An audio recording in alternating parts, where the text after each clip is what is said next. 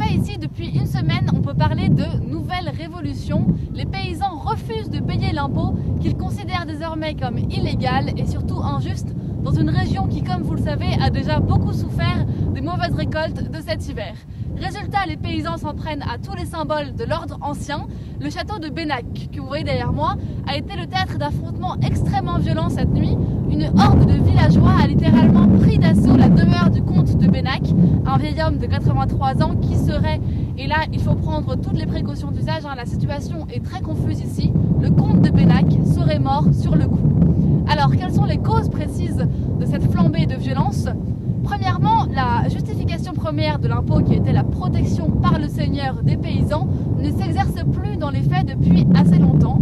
Et puis surtout, des soupçons de malversation pèsent sur la gestion de la taille par le comte de Bennac, qui aurait augmenté son montant de façon exorbitante avec la complicité, dit-on ici, de certains notables locaux. Alors on se demande bien ce qui pourrait calmer la fureur populaire, à part bien sûr la suppression intégrale et définitive de l'impôt, une perspective de plus en plus incertaine.